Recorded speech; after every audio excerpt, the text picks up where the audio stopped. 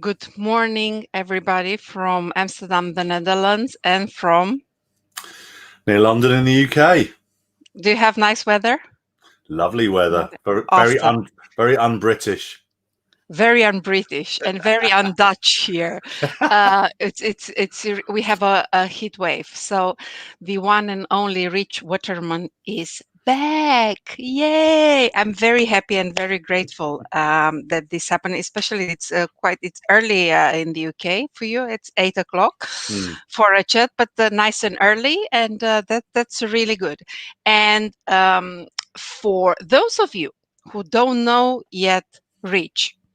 Rich is a very smart, very kind, and very successful person. Um, he studied biology at Oxford University. But he realized that mutating fruit flies wasn't his thing in life. He spent over a decade as an investment banker, working mainly in structured derivatives with JP Morgan Chase. And in 2001, Rich left banking because he wanted to pursue more philanthropic interest. So he's an entrepreneur with more than 50 years of experience and running his own businesses. And he has acted also as an advisor on government business schemes, such as Gateway to Investments and Growth Accelerator. And Rich now spends most of his time as a strategic business advisor, working one-to-one with executives, business owners, and entrepreneurs. Um, He's also an international speaker and one of the UK's leading experts on how to create a successful mindset. Very, very, very passionate about helping others to create the business and lifestyle they desire. And with lots of titles behind his name, also NLP trainer and master practitioner. But yeah, it's his presence and knowledge and wisdom that counts. So he's back. Thank you so much for being here, and we have an interesting subject, and I think it's a very important one, and it's very dear to your heart as well.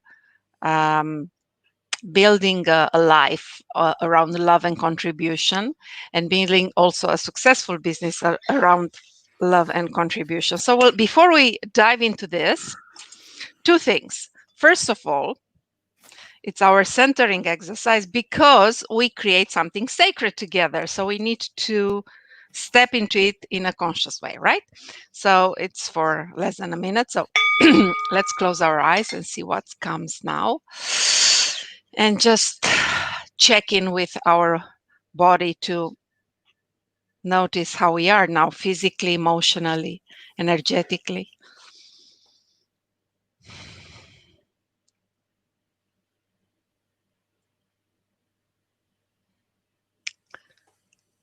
And connect to the breath,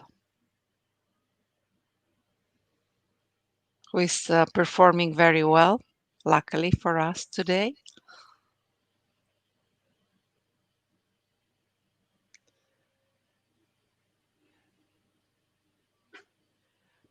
And because today it's about love and contribution, so let's use this in as our mantra. So on the in-breath, we will recite in our head, I love, and on the out-breath, I contribute. We're going to do this 3 times. So let's do it together. I will guide you. So wherever you are, breathe out. And on the in-breath, you tell yourself, I love. On the out-breath, I contribute. On the in-breath, I love. On the out-breath, I contribute. And one more time, the last delicious one. In-breath, I love. Out-breath, I contribute.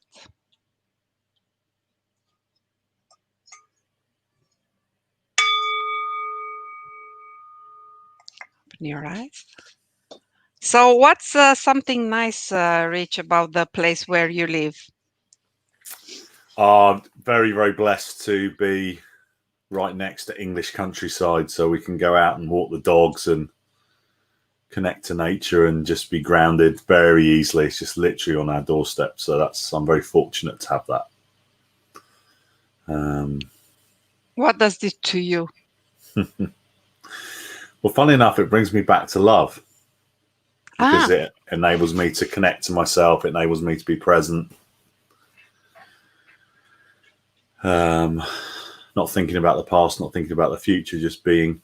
And dogs are wonderful for that as well. Really mm, wonderful. So yeah, nature and dogs is a good combination. yeah.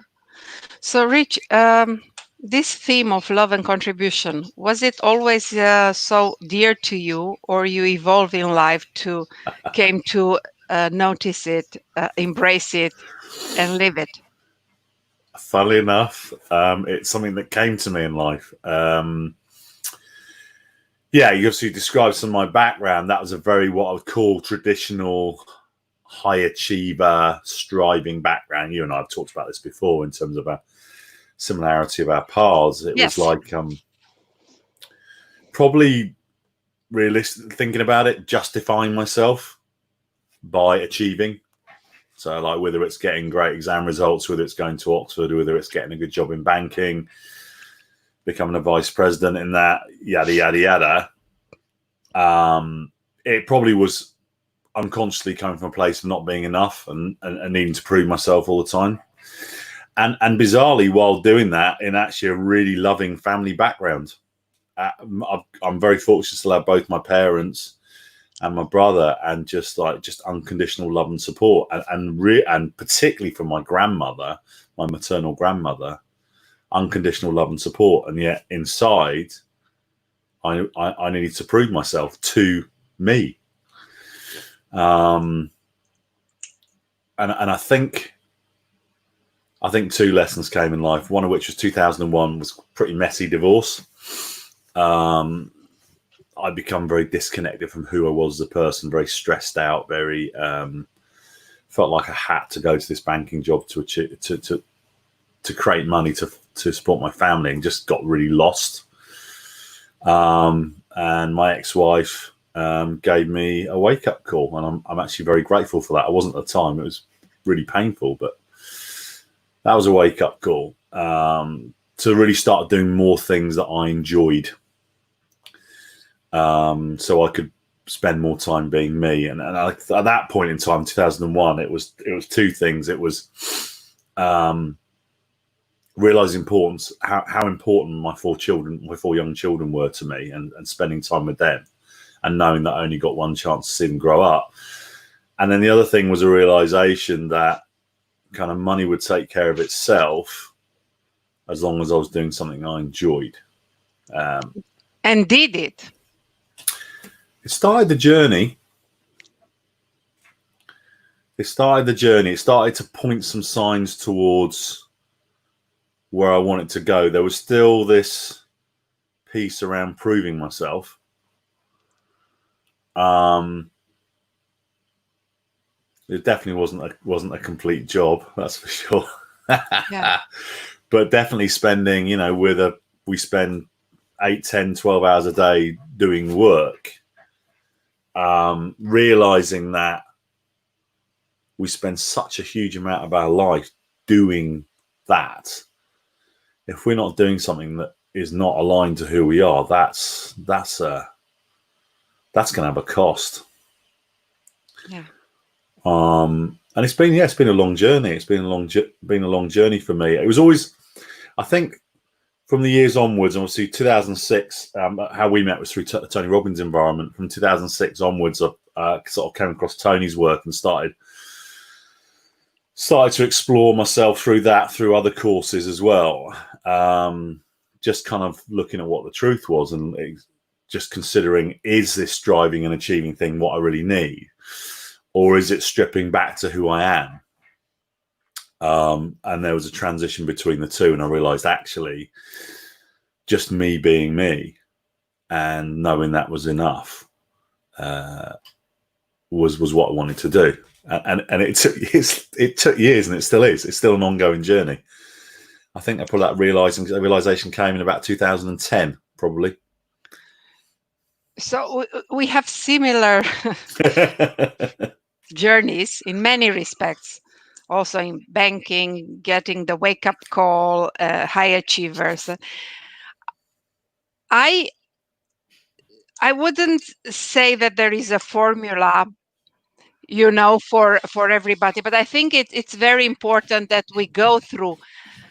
Oh, now I hear you in my ear while I'm Okay. talking. Okay. So it's important to go through certain phases in life, and in order to transcend them, not to jump over them. So, right. So being a banking, getting the pain in 2001, they all contributed to the person you are right now, right? 100%. So I would like to touch upon something important, because I keep talking about not being enough, because you grew up in a very kind and loving environment, and still you had that not being enough. So it's not the excuse that, oh, I was abused as a child or something. No, you grew up at home in a very loving environment. So what led to you think this feeling of not being enough? Is this the environment? Is it the school? Is it what happened? Because many people have this. I could point the finger at lots of things, right? School environments, how it's set up to get grades and do well, and how you're rewarded for doing well in exams and things. My instinct, it's a great question, by the way. My instinct is actually that and whether this is society or whether it's just how we're programmed, and it's started from a very early age, was I defined myself by what I did rather than who I was. So I validated me by what I did and how I was rewarded for that. And I don't know if I can point the finger at anything to say that, because you're right, that sort of seems like a really common pattern. And yes, school set up that way. Yes, a lot of the way that we reward and praise, whether it be celebrities, athletes, whatever it is based on results. So maybe there's something there. But and I'm also wondering now, Catalina, where obviously as we grow up as children, we are very at an early age. We are very much we are as one with the family, and we just look up to our parents as this amazing thing. And then obviously as we start to go into teenage years and beyond, there's a real strong desire to create ourselves as an individual and be separate. Yeah. And I'm wondering whether part of my journey of not being enough was, okay, now I've got to stand on my own 2 feet. I am me. Who am I? Okay, well, who I am is the results I get. So I wonder whether that's part of the process is, okay, I need to prove myself. I need to show everyone my worth, my value as an individual. Because obviously, biologically, if we go back to cavemen, cavewomen times, we're kind of growing up as little kids. We're not expected to do anything because we're growing up. But as soon as we're potentially useful to the tribe, then we better make sure we prove our value. Otherwise, you're out. So I wonder whether that is partly that, whether it's something quite hardwired in human beings. I need to prove my worth. Yeah. And it's really easy to tie up proving your worth to, okay, my worth is the results I get, not who I am. Yeah. You see many people in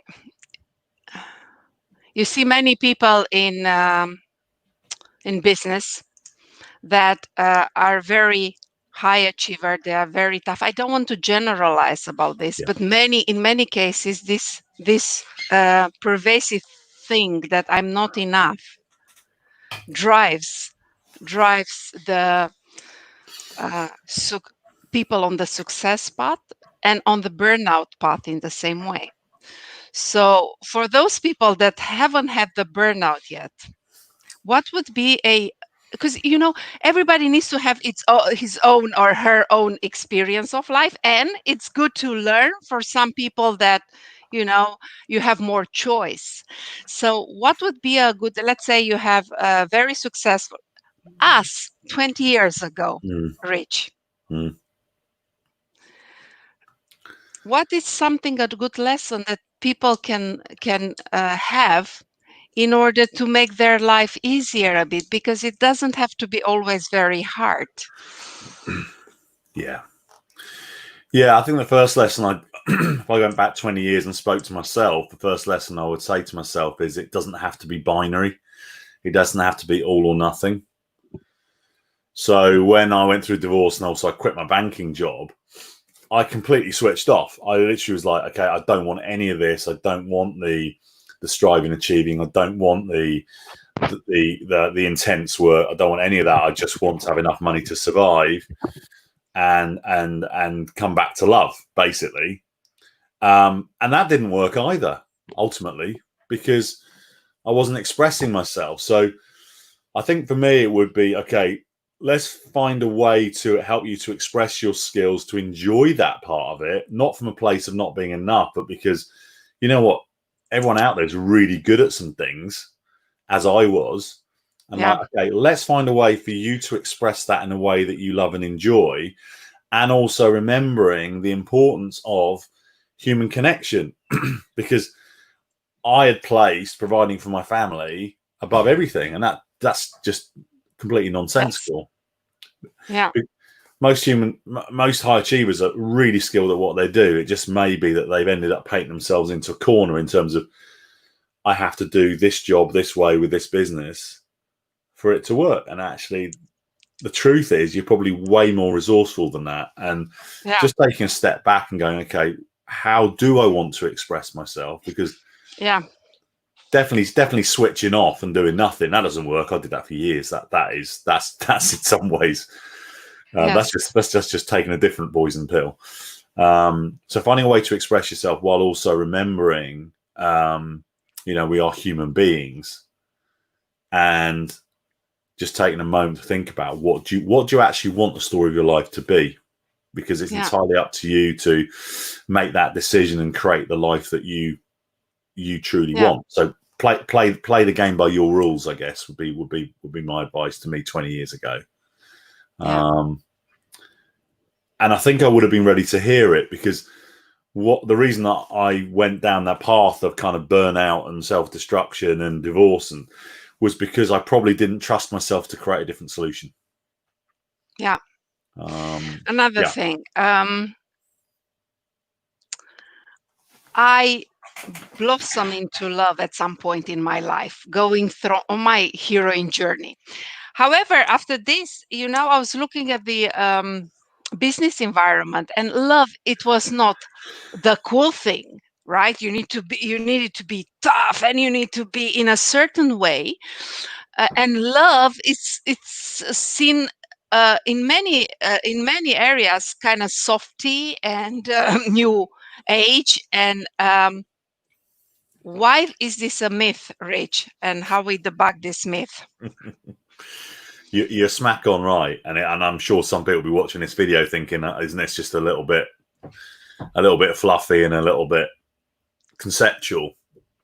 I think business has gone that way because obviously people just focus on results, and like I totally get the piece of, we need to run a profitable business because then we can pay the people that are working in the business. That's true, right? The problem is, I think, that then the business becomes the most important thing, and we forget that it's the people that are creating the business. And if you don't have people that are thriving within that business, you're going to get a fraction of who they really are. You're definitely going to end up in situations where people become unhappy and either burn out or have medical issues. So that's going to cost the business a lot of money. If you carry on down that path, you're going to have people leaving. So you've got the cost of hiring new people, which is particularly for high level executives is really high. So there's a lot of cost from not being in love or helping people to stay in love. There's also the difficulty, like just looking at one aspect of business, which is sales. Like so many people struggle with sales. Yeah. And we associate sales with a certain way of being, like a pushing mentality. And that has a cost on the salespeople and the business, and also all the people that don't even want to do sales because it's doesn't feel loving. Yeah. So, Rich, love is not about kumbaya in business. What are ways to express, so to express love in business, still going the hardcore and then getting your results? Yeah. And what would be a translation? What would be a way of expressing love in high-performing working environments? Yeah, so I think if I'd look at it in two ways. I'd look at it from an employee perspective. So really helping employees to understand who they are and what they really need from an emotional perspective. So, how can they feel happy and fulfilled in their role? And whether that is using traditional psychometric testing and so on and so forth, but actually just asking them questions around, what is it that make you happy? How could we even help you with this role to make you happier? Looking at the overall culture of a business and making that clearer in terms of how the business operates from an emotional perspective. And then employees can choose, okay, well, is this the right business for me? Is this the right job for me? But equally taking on board the employees that you have and what they need and going, well, we hadn't thought of bringing that aspect into our business, but that seems to work for everyone. So let's do that. So I think there's that aspect, which means you'll have happy and fulfilled employees. They're going to go home and have happier lives with their families. They're going to be way more productive at work. They're going to be way keener to do more for the business and feel like they have some autonomy. They can express themselves in the business. And then I think from a customer point of view, I think the traditional model is just messed up. It's like, and I see it all the time when particularly with self-employed people, and we're sort of, many people struggle with self-employment bit because of the sales. And I don't blame them, because traditional sales is a mess. It's like we talk about numbers, we talk about units, we talk about income, we talk about, okay, how do you persuade people to take the step and buy and da. And it's all about numbers and transactions. And we forget that every single sale we make is to a human being. Yeah. Let's move into the contribution part. And how we connect with contribution, how we express contribution in a healthy way. Yeah. That's a really nice point at the end. So if I go to the extreme, which is I've known a number of friends who I could say would say over contribute to overcompensate. So they sabotage their own financial well-being often because they want to help others. Because helping others makes me feel good, and it fills in for my own sense of not being enough again. Exactly. So contribution from a place of trying to fill a hole in yourself will only work short term. It's a sticking plaster on a problem. Yeah, and it's sugar coating, right? You might have a short term result. You might have short term results, but not fulfilling. Yeah. And then, don't get me wrong, I really honor people that have the intention of, first, I want to help people. But to truly contribute, you've got to be, at the very least, in the process of filling yourself up. You don't need to be totally full to do it, but you need to be aware of the importance of filling yourself up before you contribute, because otherwise you don't understand what you're actually giving to the other person. So if you understand the process of filling up, feeling full, feeling emotionally full, or at least on the journey to that, then you can start to understand what contribution means to another human being. Or in the most simplest form, if we express love to ourselves, then we're much more able to express love to another human being. Yeah. Because we know what it feels like, basically. Yeah. Now, what's interesting is that then I think contribution totally comes into business, because if you run a business where employees think about, well, how not only how can I enjoy my time here, but also how can I help others to enjoy their time here even more, then you've got this escalation of fulfillment where everyone's trying to fill each other up in a good way, as opposed to this spiral downwards of I need to look after myself and, quite frankly, screw everyone else. So then you're going to the lowest common denominator. And if we bring contribution into sales, if you think, right, okay, the reason we're in business and the reason that we do what we do is to help other people. We're providing a solution to other people that they need and is valuable to them. So it's more valuable to them than the money they're paying for it. If you fundamentally view sales as service first, and look, we've always got the ego thing going on of I need to pay my bills, and just accept that that's always a conversation that's going to go on. But if I approach my sales from a place of service, who can I serve, genuinely serve, rather than me being opposite someone and having sort of conflict back and forth over, oh, you want to buy my thing, it's really cheap, it's really good, you need to buy it now, otherwise it won't be as cheap in a week's time. That conflict sales. What if you instead said, okay, well, let me start to align with the person that I'm having a conversation with. Let me sit on their side of the table. Yeah. Understand their life, understand how I might be able to contribute to their life. But first I need to understand what their life is. Yeah. And then say, hey, look, I'm noticing this. Would you like some help with that? The coaching, obviously coaching that we do is very much that way, but it's true of everything really, whether it's buying a metal spoon or a widget or a service, it's all the same. It's like, seek to understand what your customers really want and serve them. And service is contribution ultimately. Yeah. So, Rich, many people are in difficult situations during this social, let's say, physical distancing. Businesses went south. People are stressed. So when you get into this, mental state and giving your external life situation, how can you still tap into the love and contribution and not going into the fight flight? Yeah. And have this. Is it realistic or is it Pollyanna?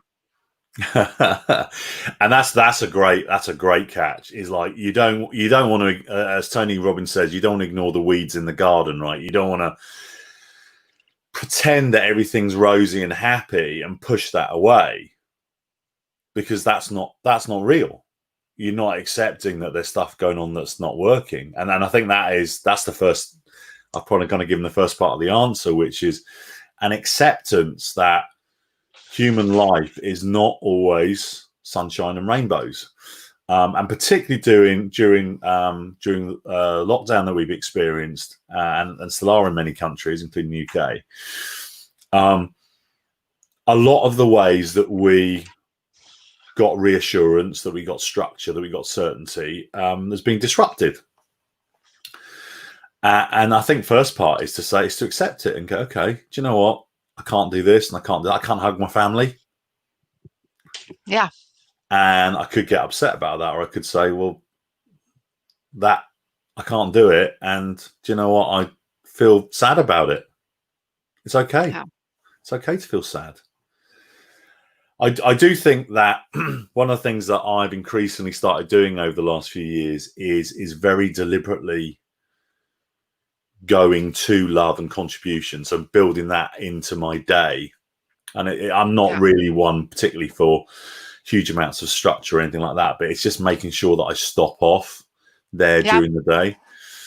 And one of the ways that I love and contribute to myself is I spend time thinking about things that I have done in the past, but actually really what I'm referencing is how I've been in the past, and just reminding myself about all the things I'm really proud of, because that's a way of expressing love to me.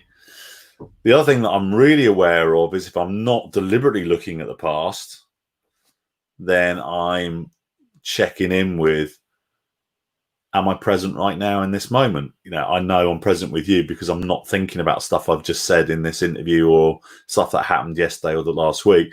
I'm not thinking about the next call that I've got or what I'm doing the rest of the day. I'm here. Yeah. And that's actually a way of expressing love to yourself, is just being present. Yes. Because a lot Yeah. of this disruption can knock us out of being present, because we can start dwelling on the past a lot Yeah. and thinking forward. Now, deliberately thinking forward is another way of expressing love, which is I'm deliberately going to think about how I express me as a human being going forward. What would I like to do? And that's a great thing to do right now, because it's like, okay, let me start to plan for when we get back to normality, whatever that is. Let me appreciate that even more, and plan for how I want to express myself in that environment. So that's a few things personally that you can do. I think if people are open to it, I think there's a completely another level.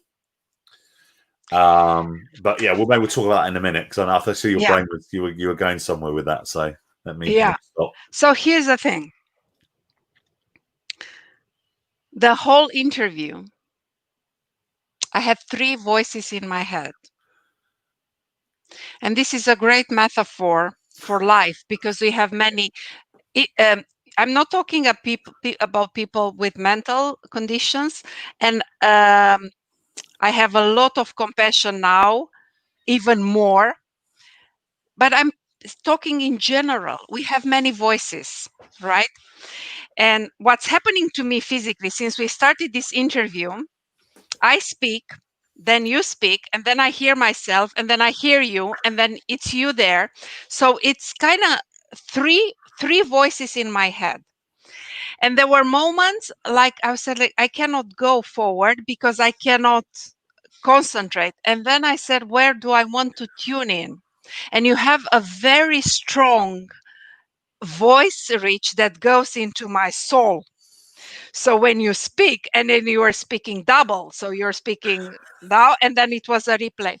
So for many people coming now using this metaphor of me, that can have lots of voices that compete themselves. So for me, I had a voice that said, stop this interview because you cannot go forward. And then I said, what is a loving way to do?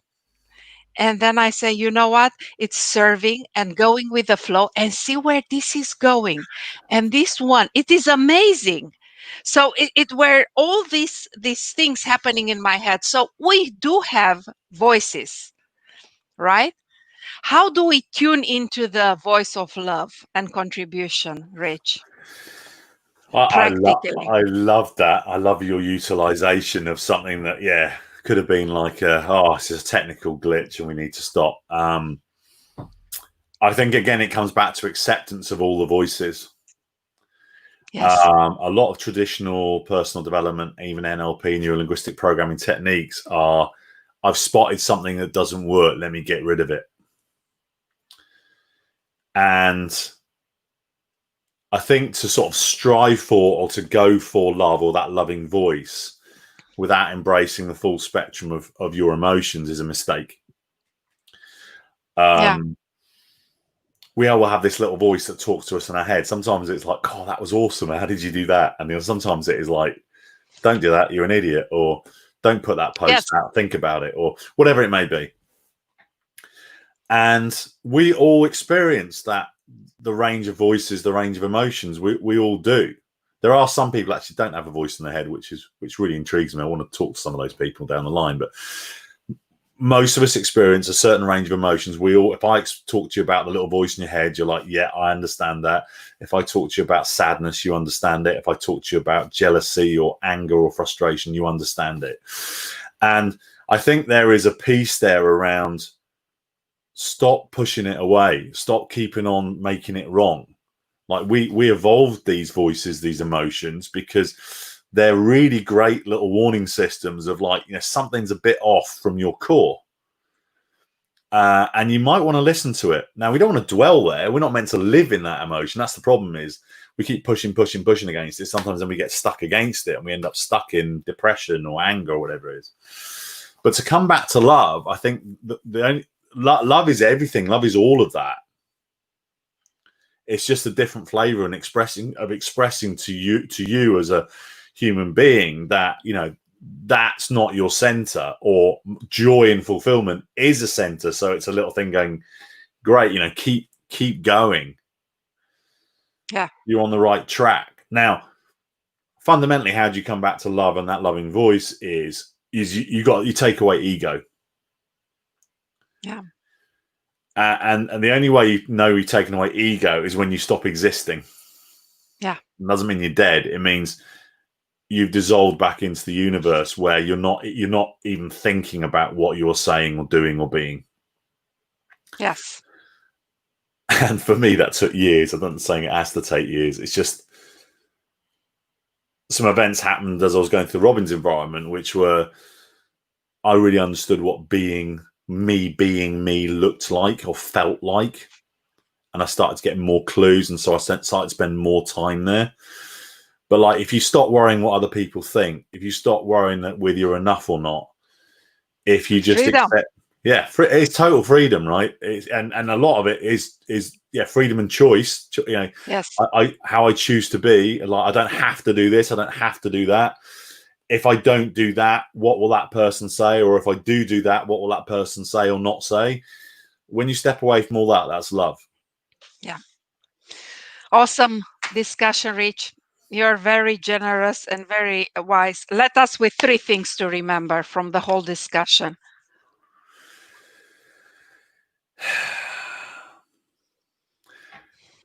When you come back to love, love and contribution, everything works from that place. That's the first thing I would say. The second thing, which I probably didn't mention, but I'm going to say it as my second thing, is take some time today and for every day for the rest of your life to express love to another human being. And it doesn't necessarily mean to be, I love you. If you don't want to do that, just tell someone, tell a friend, I really appreciate your friendship and here's why. Yes. Or a customer, I really appreciate you being a customer and here's why. They might be ready for you to tell them that I love you as well. And that's up to you. But express love, because when you cannot fully express love unless you are in love with yourself. Exactly. So that's number 2. Number 3 would be, when you're in love and you have thoughts around things you would like to do when you are in that love space, do them. Do them, because it's your truth and it's what you're meant to do. So now is a great day to do the things that you really want to do when you're in that space of love, not from a place of ego or striving. It's like, yes, I'm in a great place today. I've expressed love to another human being. I've expressed myself. I'm thinking about doing this thing. Do that thing. Awesome. Thank you, Rich. I hope you Thank come you. again, because we have so much to talk about and teach together. Thank you. Thank you, Catalina. So we're gonna go forward to our lives after we finish this, and I take in my heart and in my mind all your teachings and your voice that went deep into my soul. Actually, 2 voices Twice. that were twice, because it's just like they keep going. Okay. And we close this.